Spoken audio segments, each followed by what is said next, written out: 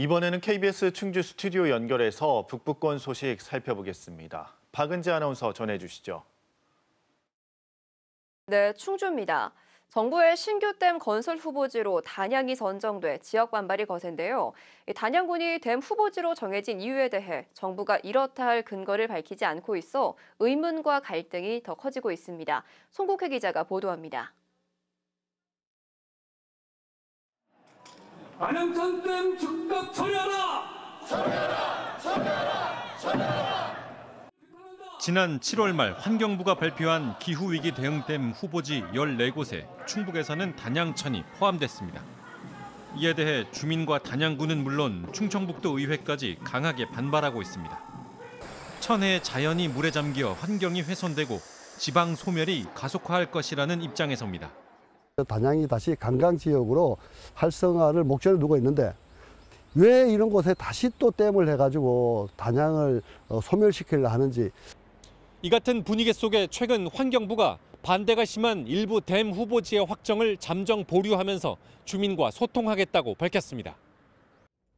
하지만 왜 단양천 일대가 용수 전용 댐 입지로 선정됐는지, 저수 용량 2,600만 톤 규모는 어떻게 산정된 것인지 등에 대한 구체적인 근거가 아직 제시되지 않았습니다. 한강 권역 하류 지역의 미래 물 수요를 가정해 모의 공급 실험을 했다는 자료도 내부 검토와 의사결정 과정 중이라는 이유로 비공개 상태입니다. 단양군은 환경부에 댐 건설 목적과 위치, 수몰 예상 가구 등에 대한 세부 자료를 요청했지만 한 달 넘게 답변을 듣지 못하고 있습니다.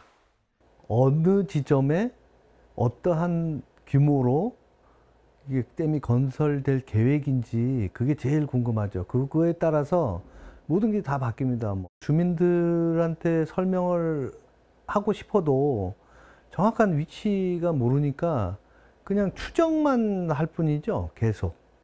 이에 대해 환경부는 일단 현재는 의견 수렴 단계라고 말을 아꼈습니다. 관련 정보가 공개되면 댐 위치나 수몰 범위를 유추할 수 있어 부동산 투기를 조장할 수 있다면서 댐 건설 기본 계획 고시 전까지 계획도 유동적이라고 설명했습니다.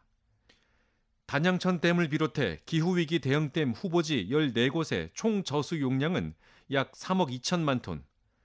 찬반 의견이 첨예한 댐 선정 논란은 환경부에 대한 국정감사에서도 주요 쟁점으로 다뤄질 예정입니다. KBS 뉴스 송국혜입니다. 다음 소식입니다. 음성군보건소가 오는 25일까지 공중이용시설 금연구역 내 흡연을 집중 단속합니다.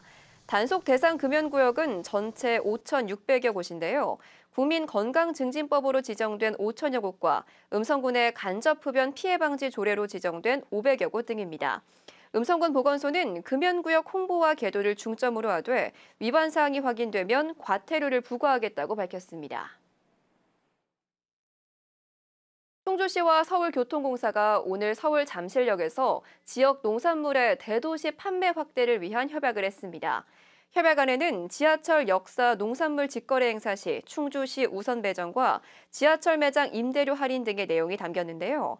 충주시는 서울교통공사와 지하철 역사의 로컬푸드 상설 직매장을 개설하는 방안을 협의하기로 했습니다.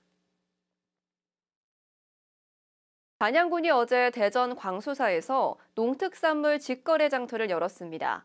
이 자리에서 단양 지역 농가 6곳은 사과와 잡곡, 버섯 등 지역 특산물을 홍보하고 판매했습니다. 이번 행사는 단양군과 구인사의 천태종 사찰 농특산물 장터 운영 협약으로 진행됐고 지난해에는 6번 열려 5,700만 원의 판매 실적을 거뒀습니다. 대천시는 행정안전부의 소하천 정비사업 우수사례 공모전에서 봉양읍 삼거리천 재복구 사업이 우수상을 받았다고 밝혔습니다. 대천시는 2020년 여름에 호우 피해를 입은 삼거리천 일대 시설을 전석 쌓기 등 친환경 공법으로 복구했고 쌈지 공원까지 조성해 좋은 평가를 받았다고 설명했습니다. 대천시는 이번 수상으로 내년 소하천 정비사업 재난안전 특별교부세 신청에서 가점을 받게 됐습니다. 지금까지 충주에서 전해드렸습니다.